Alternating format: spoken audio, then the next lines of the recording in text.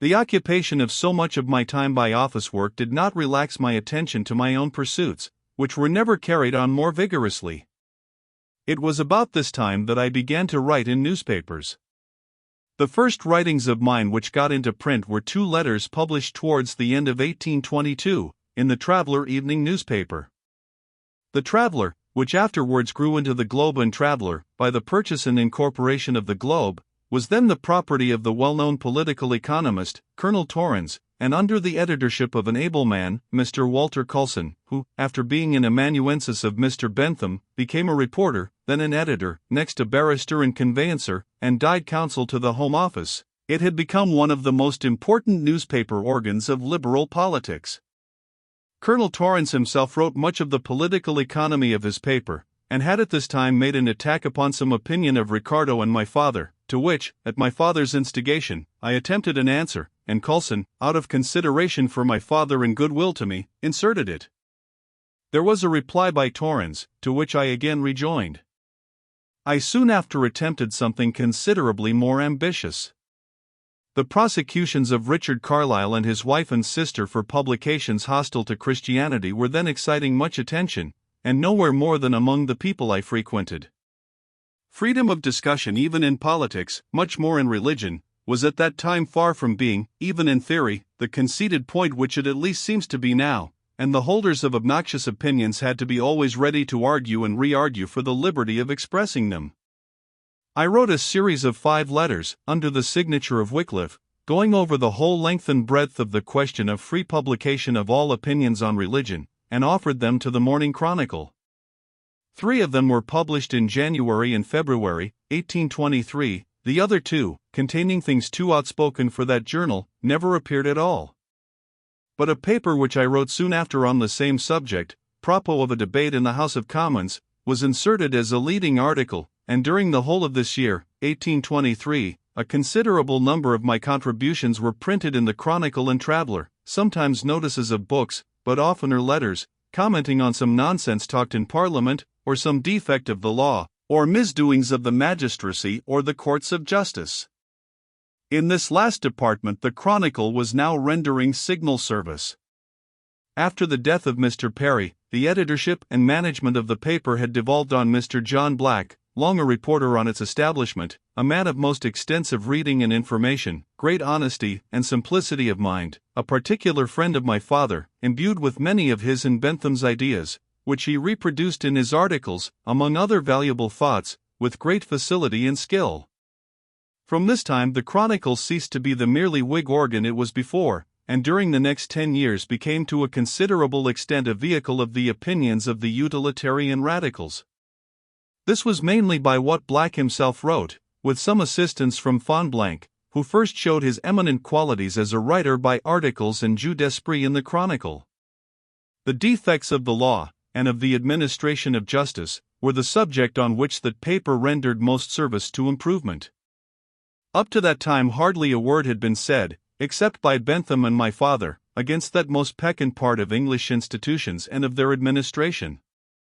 It was the almost universal creed of Englishmen, that the law of England, the judicature of England, the unpaid magistracy of England, were models of excellence.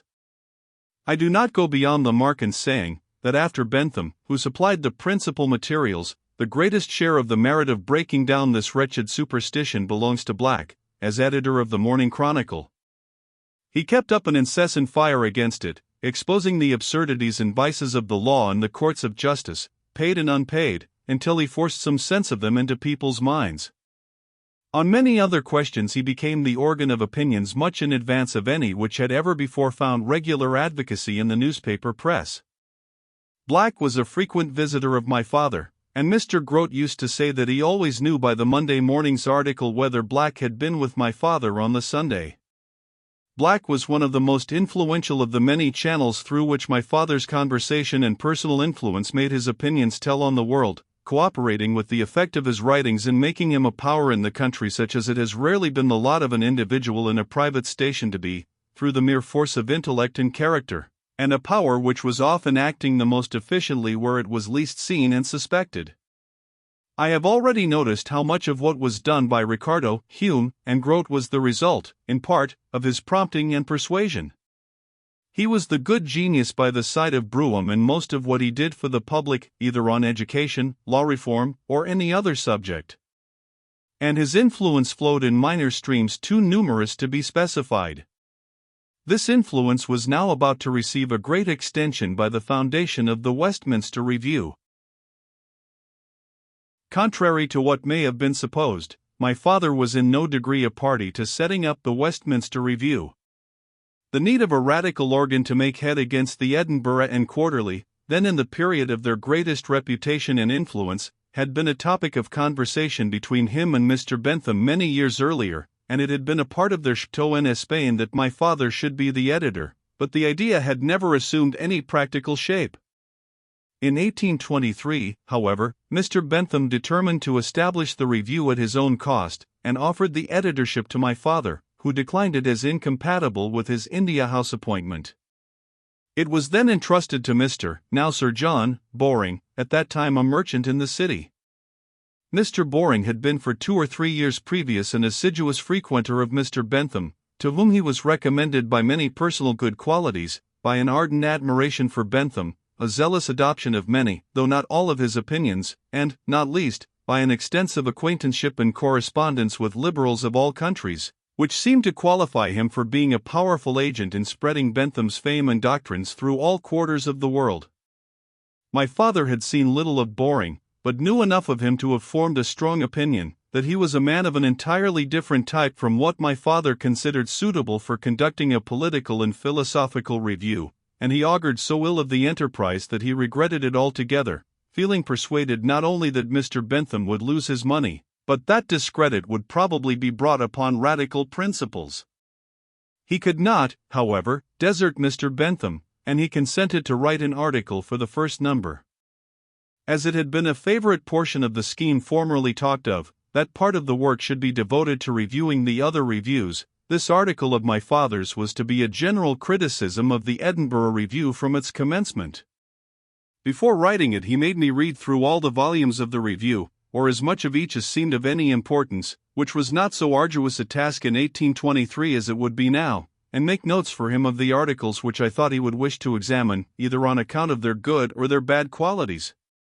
This paper of my father's was the chief cause of the sensation which the Westminster Review produced at its first appearance, and is, both in conception and in execution, one of the most striking of all his writings. He began by an analysis of the tendencies of periodical literature in general, pointing out that it cannot, like books, wait for success, but must succeed immediately or not at all, and is hence almost certain to profess and inculcate the opinions already held by the public to which it addresses itself, instead of attempting to rectify or improve those opinions. He next, to characterize the position of the Edinburgh Review as a political organ, entered into a complete analysis, from the radical point of view, of the British Constitution. He held up to notice its thoroughly aristocratic character, the nomination of a majority of the House of Commons by a few hundred families, the entire identification of the more independent portion, the county members, with the great landholders, the different classes whom this narrow oligarchy was induced, for convenience, to admit to a share of power, and finally, what he called its two props, the Church, and the legal profession. He pointed out the natural tendency of an aristocratic body of this composition, to group itself into two parties, one of them in possession of the executive, the other endeavoring to supplant the former and become the predominant section by the aid of public opinion, without any essential sacrifice of the aristocratical predominance. He described the course likely to be pursued, and the political ground occupied, by an aristocratic party in opposition, coquetting with popular principles for the sake of popular support. He showed how this idea was realized in the conduct of the Whig party, and of the Edinburgh Review as its chief literary organ. He described, as their main characteristic, what he termed seesaw writing alternately on both sides of the question which touched the power or interest of the governing classes, sometimes in different articles, sometimes in different parts of the same article, and illustrated his position by copious specimens. So formidable an attack on the Whig party and policy had never before been made. nor had so great a blow ever been struck, in this country, for radicalism, nor was there, I believe, any living person capable of writing that article except my father. Point 2. In the meantime, the nascent review had formed a junction with another project, of a purely literary periodical, to be edited by Mr. Henry Southern, afterwards a diplomatist, then a literary man by profession. The two editors agreed to unite their corps, and divide the editorship, Boring taking the political, Southern the literary department. Southern's review was to have been published by Longman, and that firm, though part proprietors of the Edinburgh, were willing to be the publishers of the new journal. But when all the arrangements had been made, and the prospectuses sent out, the Longmans saw my father's attack on the Edinburgh, and drew back. My father was now appealed to for his interest with his own publisher, Baldwin, which was exerted with a successful result. And so in April, 1824, amidst anything but hope on my father's part, and that of most of those who afterwards aided in carrying on the review, the first number made its appearance. That number was an agreeable surprise to most of us. The average of the articles was of much better quality than had been expected. The literary and artistic department had rested chiefly on Mr. Bingham, a barrister, subsequently a police magistrate, who had been for some years a frequenter of Bentham, was a friend of both the Austins, and had adopted with great ardor Mr. Bentham's philosophical opinions. Partly from accident, there were in the first number as many as 5 articles by Bingham, and we were extremely pleased with them. I well remember the mixed feeling I myself had about the review, the joy of finding, what we did not at all expect, that it was sufficiently good to be capable of being made a creditable organ of those who held the opinions it professed, and extreme vexation, since it was so good on the whole, at what we thought the blemishes of it. When, however, in addition to our generally favorable opinion of it, we learned that it had an extraordinary large sale for a first number, and found that the appearance of a radical review, with pretensions equal to those of the established organs of parties, had excited much attention, there could be no room for hesitation, and we all became eager in doing everything we could to strengthen and improve it. My father continued to write occasional articles. The Quarterly Review received its exposure, as a sequel to that of the Edinburgh. Of his other contributions, the most important were an attack on Southey's Book of the Church, in the 5th number, and a political article in the 12th. Mr. Austin only contributed one paper, but one of great merit, an argument against primogeniture, in reply to an article then lately published in the Edinburgh Review by McCulloch. Grote also was a contributor only once, all the time he could spare being already taken up with his History of Greece. The article he wrote was on his own subject, and was a very complete exposure and castigation of Mitford. Bingham and Charles Austin continued to write for some time. Fonblanque was a frequent contributor from the 3rd number. Of my particular associates, Ellis was a regular writer up to the 9th number, and about the time when he left off, others of the set began, Ayton Tooke, Graham, and Roebuck. I was myself the most frequent writer of all, having contributed, from the 2nd number to the 18th, 13 articles, reviews of books on history and political economy, or discussions on special political topics, as corn laws, game laws, law of libel. Occasional articles of merit came in from other acquaintances of my father's, and, in time, of mine, and some of Mr. Boring's writers turned out well. On the whole, however, the conduct of the review was never satisfactory to any of the persons strongly interested in its principles, with whom I came in contact. Hardly ever did a number come out without containing several things extremely offensive to us, either in point of opinion, of taste, or by mere want of ability. The unfavorable judgments passed by my father, Grote, the 2 Austins, and others, were re-echoed with exaggeration by us younger people, and as our youthful zeal rendered us by no means backward in making complaints, we led the 2 editors a sad life. From my knowledge of what I then was, I have no doubt that we were at least as often wrong as right, and I am very certain that if the review had been carried on according to our notions, I mean those of the juniors, it would have been no better, perhaps not even so good as it was. But it is worth noting as a fact in the history of Benthamism, that the periodical organ, by which it was best known, was from the first extremely unsatisfactory to those whose opinions on all subjects it was supposed specially to represent. Meanwhile, however, the review made considerable noise in the world, and gave a recognized status, in the arena of opinion and discussion, to the Benthamic type of radicalism, out of all proportion to the number of its adherents, and to the personal merits and abilities, at that time, of most of those who could be reckoned among them. It was a time, as is known, of rapidly rising liberalism. When the fears and animosities accompanying the war with France had been brought to an end, and people had once more a place in their thoughts for home politics, the tide began to set towards reform. The renewed oppression of the continent by the old reigning families, the countenance apparently given by the English government to the conspiracy against liberty called the Holy Alliance, and the enormous weight of the national debt and taxation occasioned by so long and costly a war, rendered the government and parliament very unpopular. Radicalism, under the leadership of the Burdetts and Cobbetts, had assumed a character and importance which seriously alarmed the administration, and their alarm had scarcely been temporarily assuaged by the celebrated 6 Acts, when the trial of Queen Caroline roused a still wider and deeper feeling of hatred. Though the outward signs of this hatred passed away with its exciting cause, there arose on all sides a spirit which had never shown itself before, of opposition to abuses in detail. Mr. Hume's persevering scrutiny of the public expenditure, forcing the House of Commons to a division on every objectionable item in the estimates, had begun to tell with great force on public opinion, and had extorted many minor retrenchments from an unwilling administration.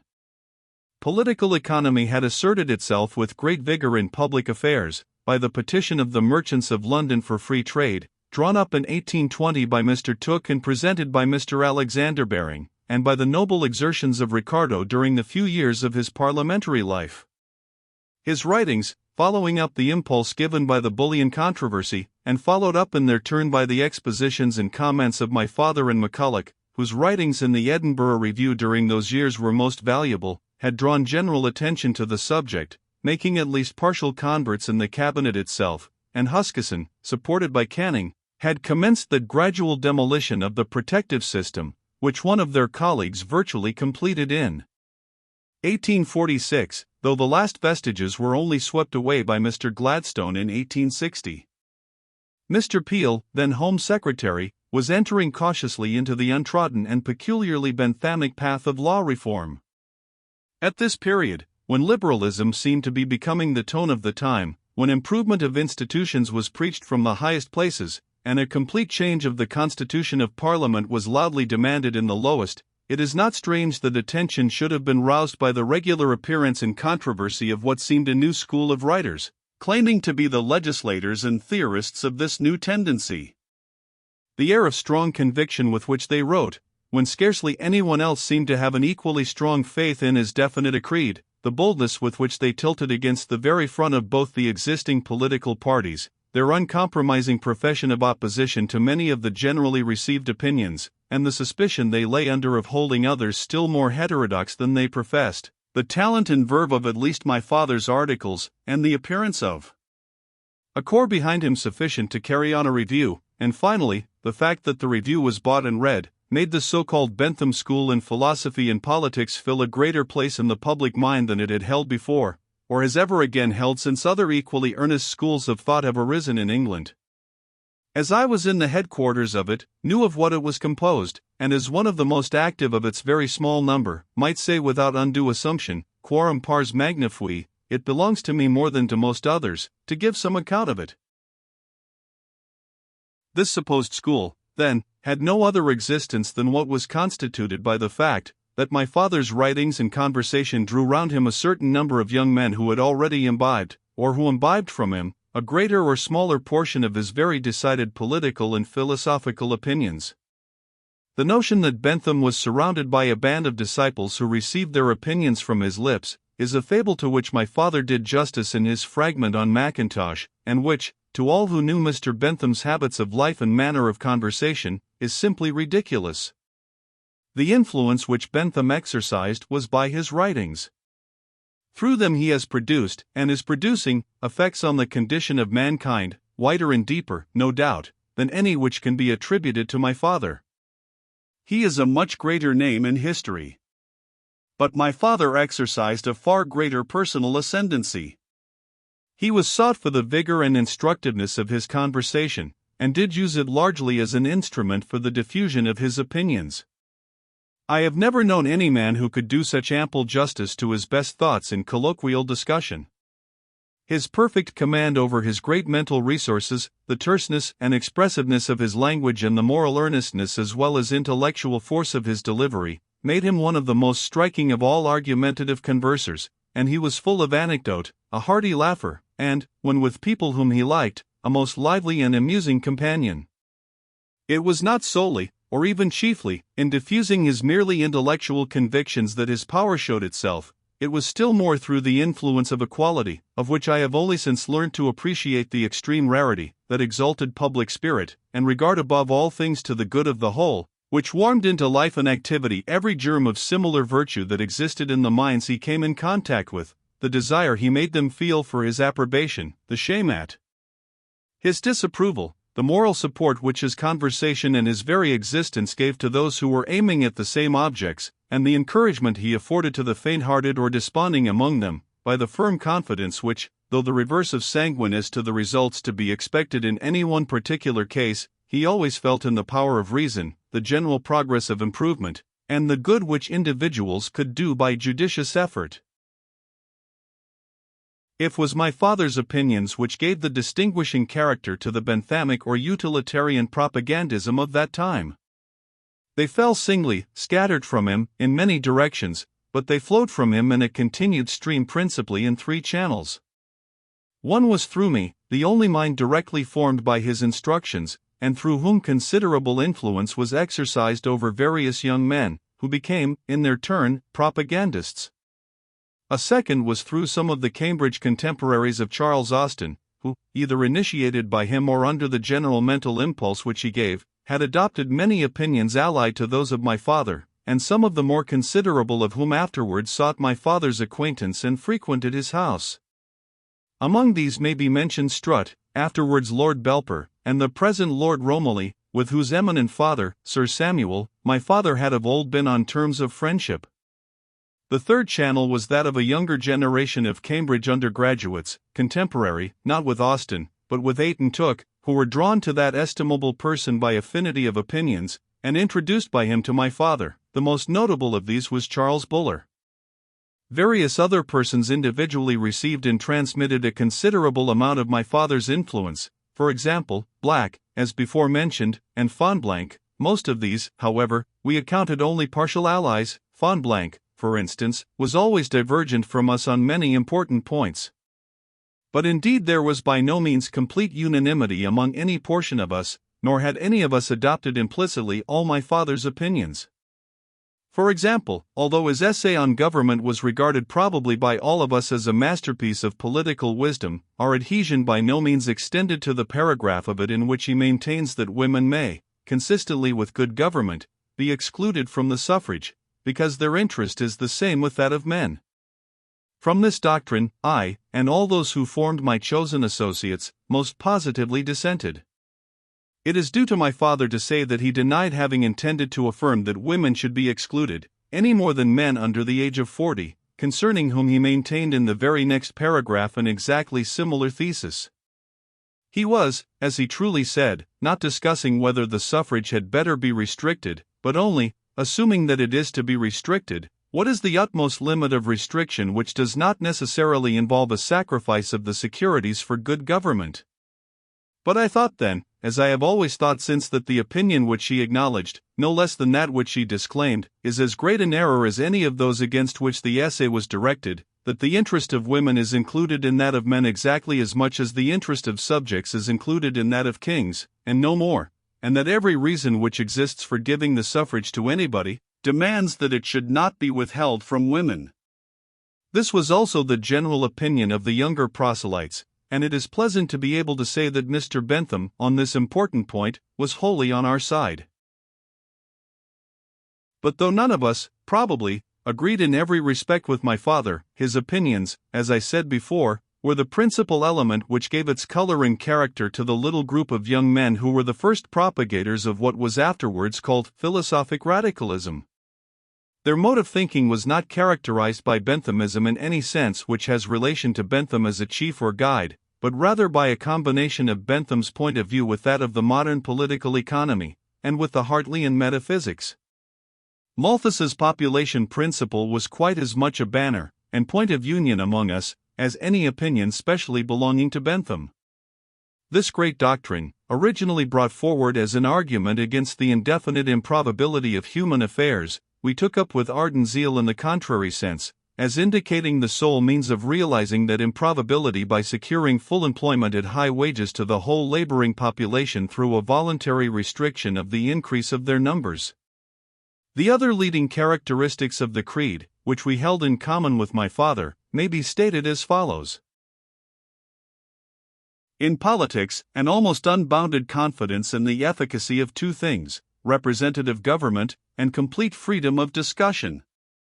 So complete was my father's reliance on the influence of reason over the minds of mankind, whenever it is allowed to reach them, that he felt as if all would be gained if the whole population were taught to read, if all sorts of opinions were allowed to be addressed to them by word and in writing, and if by means of the suffrage they could nominate a legislature to give effect to the opinions they adopted. He thought that when the legislature no longer represented a class interest, it would aim at the general interest, honestly and with adequate wisdom, since the people would be sufficiently under the guidance of educated intelligence, to make in general a good choice of persons to represent them, and having done so, to leave to those whom they had chosen a liberal discretion. Accordingly, aristocratic rule, the government of the few in any of its shapes, being in his eyes the only thing which stood between mankind and an administration of their affairs by the best wisdom to be found among them, was the object of his sternest disapprobation, and a democratic suffrage the principal article of his political creed, not on the ground of liberty, rights of man, or any of the phrases, more or less significant, by which, up to that time, democracy had usually been defended, but as the most essential of securities for good government. In this, too, he held fast only to what he deemed essentials. He was comparatively indifferent to monarchical or republican forms, far more so than Bentham, to whom a king, in the character of corrupter general, appeared necessarily very noxious. Next to aristocracy, an established church, or corporation of priests, as being by position the great depravers of religion, and interested in opposing the progress of the human mind, was the object of his greatest detestation, though he disliked no clergyman personally who did not deserve it, and was on terms of sincere friendship with several. In ethics his moral feelings were energetic and rigid on all points which he deemed important to human well-being, while he was supremely indifferent in opinion, though his indifference did not show itself in personal conduct, to all those doctrines of the common morality, which he thought had no foundation but in asceticism and priestcraft. He looked forward, for example, to a considerable increase of freedom in the relations between the sexes, though without pretending to define exactly what would be, or ought to be, the precise conditions of that freedom. This opinion was connected in him with no sensuality either of a theoretical or of a practical kind.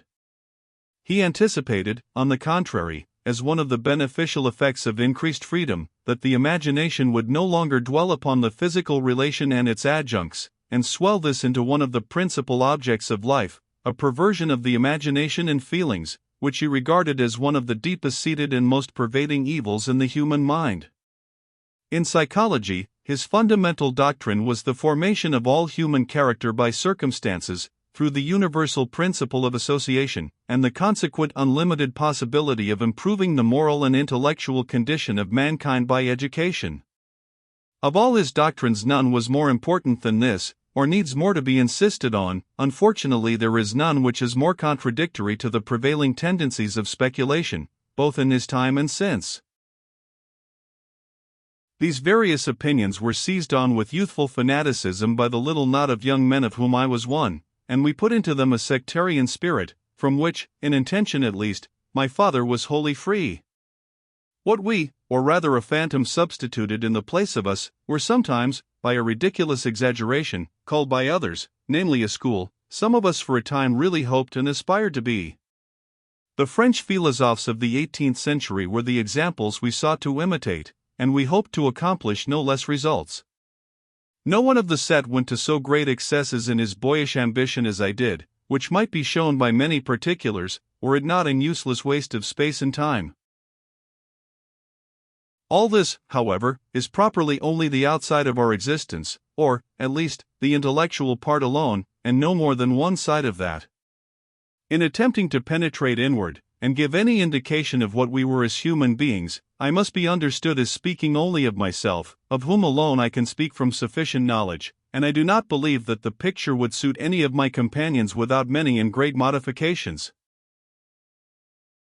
I conceive that the description so often given of a Benthamite, as a mere reasoning machine, though extremely inapplicable to most of those who have been designated by that title, was during 2 or 3 years of my life not altogether untrue of me. It was perhaps as applicable to me as it can well be to anyone just entering into life, to whom the common objects of desire must in general have at least the attraction of novelty. There is nothing very extraordinary in this fact. No youth of the age I then was can be expected to be more than one thing, and this was the thing I happened to be. Ambition and desire of distinction I had in abundance, and zeal for what I thought the good of mankind was my strongest sentiment, mixing with and coloring all others. But my zeal was as yet little else, at that period of my life, than zeal for speculative opinions. It had not its root in genuine benevolence, or sympathy with mankind, though these qualities held their due place in my ethical standard. Nor was it connected with any high enthusiasm for ideal nobleness. Yet of this feeling I was imaginatively very susceptible, but there was at that time an intermission of its natural element, poetical culture, while there was a superabundance of the discipline antagonistic to it, that of mere logic and analysis. Add to this that, as already mentioned, my father's teachings tended to the undervaluing of feeling. It was not that he was himself cold-hearted or insensible. I believe it was rather from the contrary quality. He thought that feeling could take care of itself, that there was sure to be enough of it if actions were properly cared about. Offended by the frequency with which, in ethical and philosophical controversy, feeling is made the ultimate reason and justification of conduct, instead of being itself called on for a justification, while, in practice, actions the effect of which on human happiness is mischievous, are defended as being required by feeling, and the character of a person of feeling obtains a credit for desert, which he thought only due to actions, he had a real impatience of attributing praise to feeling, or of any but the most sparing reference to it, either in the estimation of persons or in the discussion of things. In addition to the influence which this characteristic in him had on me and others, we found all the opinions to which we attached most importance, constantly attacked on the ground of feeling. Utility was denounced as cold calculation, political economy as hard-hearted, anti-population doctrines as repulsive to the natural feelings of mankind. We retorted by the word sentimentality, which, along with declamation and vague generalities, served us as common terms of opprobrium.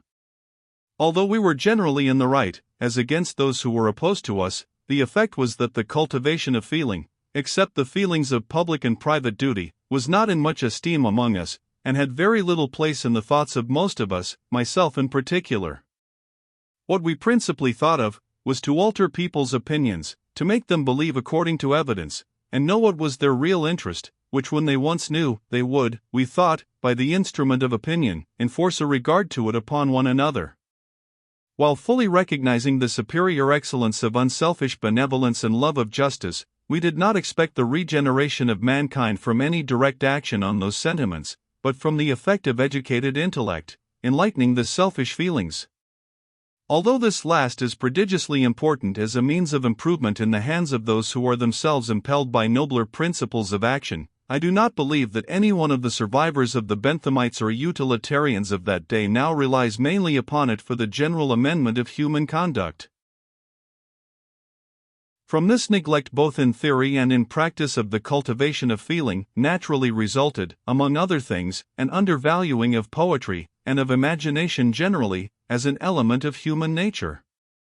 It is, or was, part of the popular notion of Benthamites, that they are enemies of poetry. This was partly true of Bentham himself. He used to say that all poetry is misrepresentation, but in the sense in which he said it, the same might have been said of all impressive speech, of all representation or inculcation more oratorical in its character than a sum in arithmetic. An article of Bingham's in the first number of the Westminster Review, in which he offered as an explanation of something which he disliked in Moore, that Mr. Moore is a poet, and therefore is not a reasoner, did a good deal to attach the notion of hating poetry to the writers in the Review.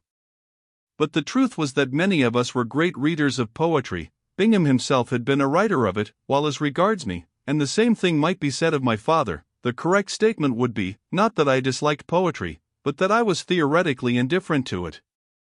I disliked any sentiments in poetry which I should have disliked in prose, and that included a great deal. And I was wholly blind to its place in human culture, as a means of educating the feelings. But I was always personally very susceptible to some kinds of it. In the most sectarian period of my Benthamism, I happened to look into Pope's essay on man, and, though every opinion in it was contrary to mine, I well remember how powerfully it acted on my imagination. Perhaps at that time poetical composition of any higher type than eloquent discussion in verse might not have produced a similar effect upon me. At all events I seldom gave it an opportunity. This, however, was a mere passive state. Long before I had enlarged in any considerable degree the basis of my intellectual creed, I had obtained, in the natural course of my mental progress, poetic culture of the most valuable kind, by means of reverential admiration for the lives and characters of heroic persons, especially the heroes of philosophy. The same inspiring effect which so many of the benefactors of mankind have left on record that they had experienced from Plutarch's lives, was produced on me by Plato's pictures of Socrates, and by some modern biographies, above all by Condorcet's Life of Turgot, a book well calculated to rouse the best sort of enthusiasm, since it contains one of the wisest and noblest of lives, delineated by one of the wisest and noblest of men. The heroic virtue of these glorious representatives of the opinions with which I sympathized deeply affected me, and I perpetually recurred to them as others do to a favorite poet, when needing to be carried up into the more elevated regions of feeling and thought. I may observe by the way that this book cured me of my sectarian follies. The 2 or 3 pages beginning "Il regarde tout sect comme nuisible," and explaining why Turgot always kept himself perfectly distinct from the encyclopedists, sank deeply into my mind. I left off designating myself and others as utilitarians, and by the pronoun we, or any other collective designation, I ceased to feature sectarianism. My real inward sectarianism I did not get rid of till later, and much more gradually. About the end of 1824, or beginning of 1825, Mr. Bentham, having lately got back his papers on evidence from M. Dumont, whose Traité de Preuves Judiciaires, grounded on them, was then first completed and published, resolved to have them printed in the original, and bethought himself of me as capable of preparing them for the press, in the same manner as his book of fallacies had been recently edited by Bingham. I gladly undertook this task, and it occupied nearly all my leisure for about a year, exclusive of the time afterwards spent in seeing the 5 large volumes through the press. Mr. Bentham had begun this treatise 3 times, at considerable intervals, each time in a different manner, and each time without reference to the preceding. 2 of the 3 times he had gone over nearly the whole subject. These 3 masses of manuscript it was my business to condense into a single treatise, adopting the one last written as the groundwork, and incorporating with it as much of the 2 others as it had not completely superseded. I had also to unroll such of Bentham's involved in parenthetical sentences as seemed to overpass by their complexity the measure of what readers were likely to take the pains to understand.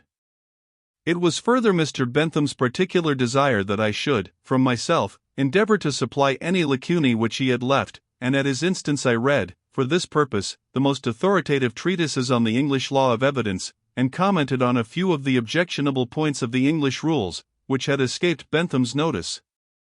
I also replied to the objections which had been made to some of his doctrines by reviewers of Dumont's book, and added a few supplementary remarks on some of the more abstract parts of the subject, such as the theory of improbability and impossibility.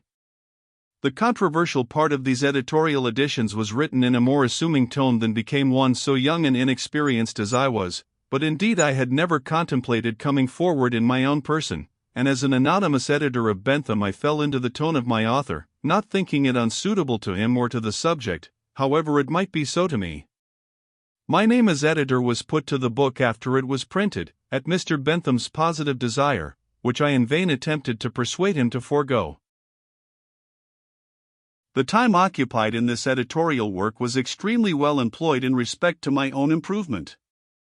The rationale of judicial evidence is one of the richest in matter of all Bentham's productions.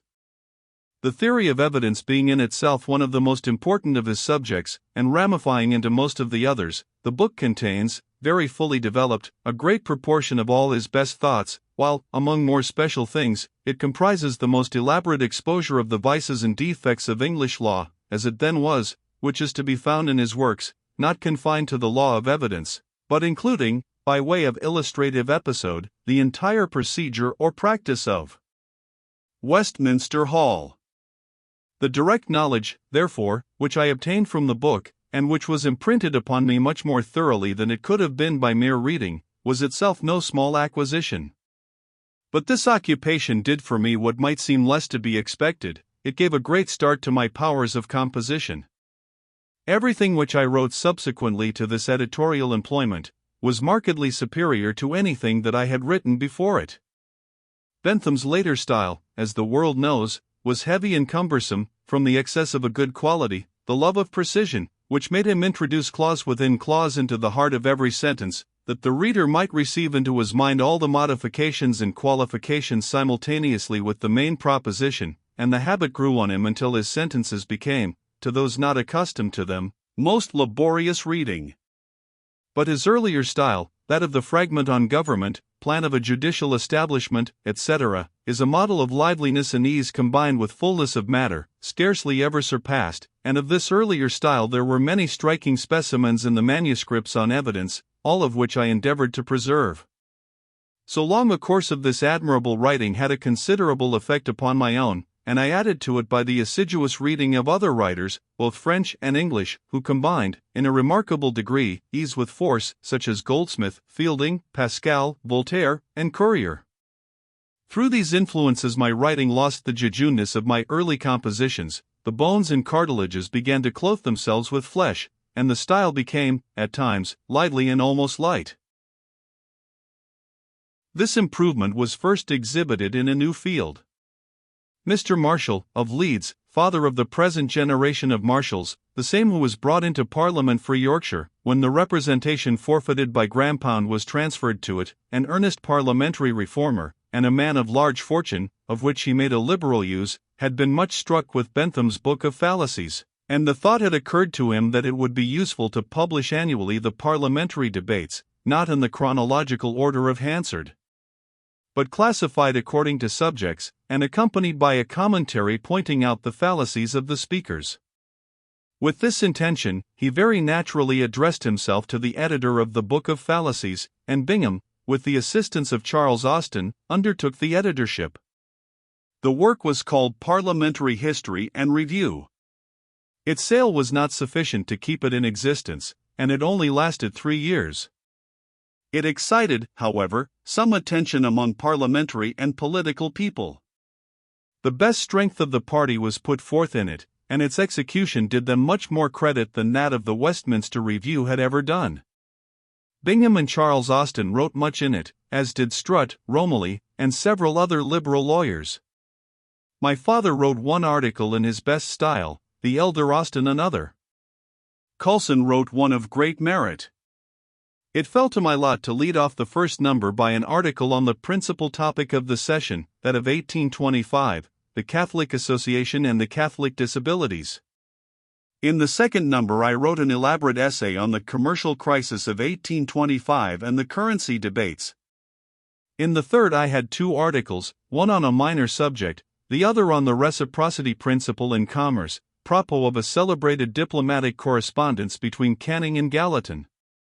These writings were no longer mere reproductions and applications of the doctrines I had been taught, they were original thinking, as far as that name can be applied to old ideas in new forms and connections, and I do not exceed the truth in saying that there was a maturity, and a well-digested, character about them, which there had not been in any of my previous performances.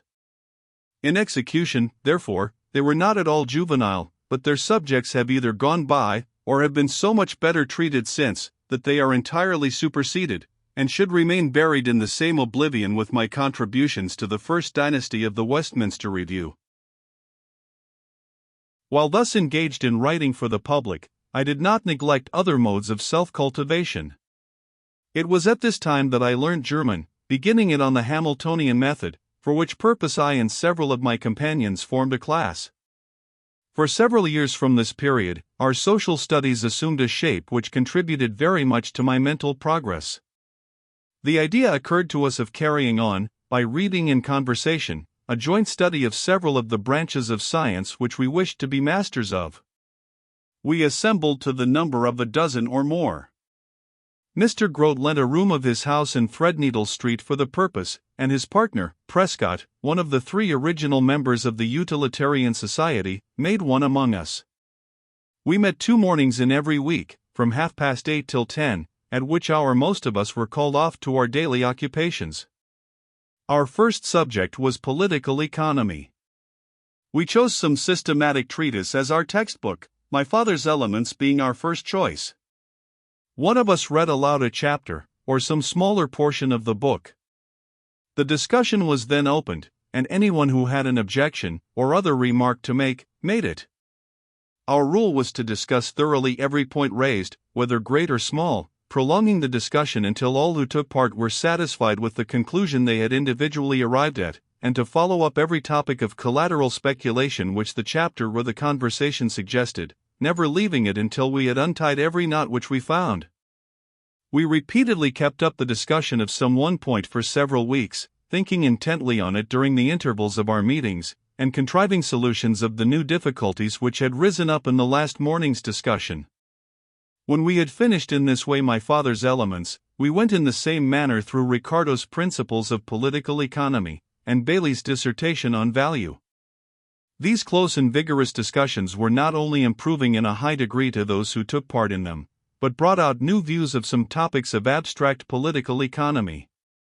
The theory of international values which I afterwards published emanated from these conversations, as did also the modified form of Ricardo's theory of profits, laid down in my essay on Profits and Interest. Those among us with whom new speculations chiefly originated were Ellis, Graham, and I, though others gave valuable aid to the discussions, especially Prescott and Roebuck, the one by his knowledge, the other by his dialectical acuteness. The theories of international values and of profits were excogitated and worked out in about equal proportions by myself and Graham, and if our original project had been executed, my essays on some unsettled questions of political economy would have been brought out along with some papers of his, under our joint names. But when my exposition came to be written, I found that I had so much overestimated my agreement with him, and he dissented so much from the most original of the 2 essays, that on international values, that I was obliged to consider the theory as now exclusively mine, and it came out as such when published many years later. I may mention that among the alterations which my father made in revising his Elements for the 3rd edition, several were founded on criticisms elicited by these conversations, and in particular he modified his opinions, though not to the extent of our new speculations, on both the points to which I have adverted. When we had enough of political economy, we took up the syllogistic logic in the same manner, Grote now joining us. Our first textbook was Aldrich, but being disgusted with its superficiality, we reprinted one of the most finished among the many manuals of the school logic, which my father, a great collector of such books, possessed, the Manuductio ad Logicam of the Jesuit Dutroux. After finishing this, we took up Whately's Logic, then first republished from the Encyclopaedia Metropolitana, and finally the Computatio Civ Logica of Hobbes. These books, dealt with in our manner, afforded a high range for original metaphysical speculation, and most of what has been done in the first book of my System of Logic, to rationalize and correct the principles and distinctions of the school logicians, and to improve the theory of the import of propositions, had its origin in these discussions, Graham and I originating most of the novelties, while Grote and others furnished an excellent tribunal or test. From this time I formed the project of writing a book on logic, though on a much humbler scale than the one I ultimately executed. Having done with logic, we launched into analytic psychology, and having chosen Hartley for our textbook, we raised Priestley's edition to an extravagant price by searching through London to furnish each of us with a copy. When we had finished Hartley, we suspended our meetings, but my father's analysis of the mind being published soon after, we reassembled for the purpose of reading it. With this our exercises ended. I have always dated from these conversations my own real inauguration as an original and independent thinker. It was also through them that I acquired, or very much strengthened, a mental habit to which I attribute all that I have ever done, or ever shall do, in speculation, that of never accepting half solutions of difficulties as complete, never abandoning a puzzle, but again and again returning to it until it was cleared up, never allowing obscure corners of a subject to remain unexplored, because they did not appear important, never thinking that I perfectly understood any part of a subject until I understood the whole. Our doings from 1825 to 1830 in the way of public speaking filled a considerable place in my life during those years, and as they had important effects on my development, something ought to be said of them. There was for some time in existence a society of Owenites, called the Cooperative Society, which met for weekly public discussions in Chancery Lane. In the early part of 1825, accident brought Roebuck in contact with several of its members, and led to his attending one or two of the meetings and taking part in the debate in opposition to Owenism. Somewhat of us started the notion of going there in a body and having a general battle, and Charles Austin and some of his friends who did not usually take part in our joint exercises entered into the project. It was carried out by concert with the principal members of the society, themselves nothing loath, as they naturally preferred a controversy with opponents to a tame discussion among their own body. The question of population was proposed as the subject of debate. Charles Austin led the case on our side with a brilliant speech, and the fight was kept up by adjournment through 5 or 6 weekly meetings before crowded auditories, including along with the members of the society and their friends, many hearers, and some speakers from the Inns of Court. When this debate was ended, another was commenced on the general merits of Owen's system, and the contest altogether lasted about 3 months. It was a lutte court between Owenites and political economists, whom the Owenites regarded as their most inveterate opponents, but it was a perfectly friendly dispute. We who represented political economy had the same objects in view as they had, and took pains to show it, and the principal champion on their side was a very estimable man, with whom I was well acquainted, Mr. William Thompson, of Cork, author of a book on the distribution of wealth, and of an appeal in behalf of women against the passage relating to them in my father's essay on government. Ellis, Roebuck, and I took an active part in the debate, and among those from the Inns of Court who joined in it, I remember Charles Villiers. The other side obtained also, on the population question, very efficient support from without. The well-known Gale Jones, then an elderly man, made one of his florid speeches, but the speaker with whom I was most struck, though I dissented from nearly every word he said, was Thirlwall, the historian, since Bishop of St. David's, then a Chancery barrister, unknown except by a high reputation for eloquence acquired at the Cambridge Union before the era of Austin and Macaulay. His speech was in answer to one of mine. Before he had uttered 10 sentences, I set him down as the best speaker I had ever heard, and I have never since heard anyone whom I placed above him. The great interest of these debates predisposed some of those who took part in them to catch at a suggestion thrown out by McCulloch, the political economist, that a society was wanted in London similar to the speculative society at Edinburgh, in which Brougham, Horner, and others first cultivated public speaking. Our experience at the Cooperative Society seemed to give cause for being sanguine as to the sort of men who might be brought together in London for such a purpose. McCulloch mentioned the matter to several young men of influence, to whom he was then giving private lessons in political economy. Some of these entered warmly into the project, particularly George Villiers, after Earl of Clarendon.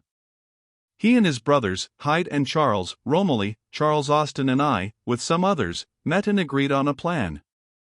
We determined to meet once a fortnight from November to June, at the Freemasons' Tavern, and we had soon a fine list of members, containing, along with several members of Parliament, nearly all the most noted speakers of the Cambridge Union and of the Oxford United Debating Society. It is curiously illustrative of the tendencies of the time, that our principal difficulty in recruiting for the society was to find a sufficient number of Tory speakers. Almost all whom we could press into the service were Liberals, of different orders and degrees.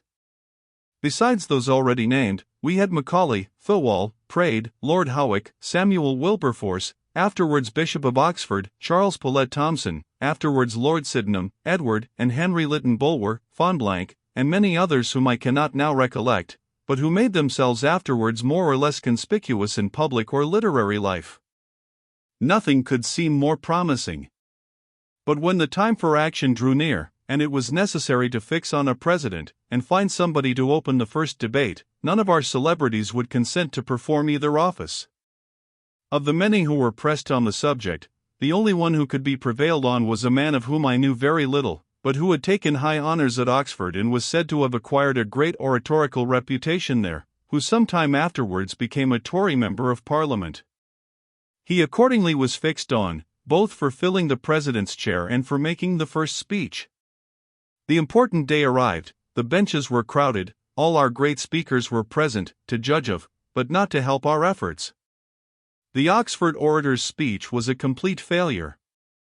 This threw a damp on the whole concern. The speakers who followed were few, and none of them did their best.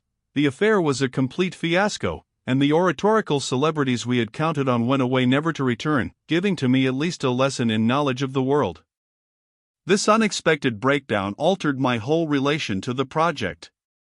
I had not anticipated taking a prominent part, or speaking much or often, particularly at first, but I now saw that the success of the scheme depended on the new men, and I put my shoulder to the wheel.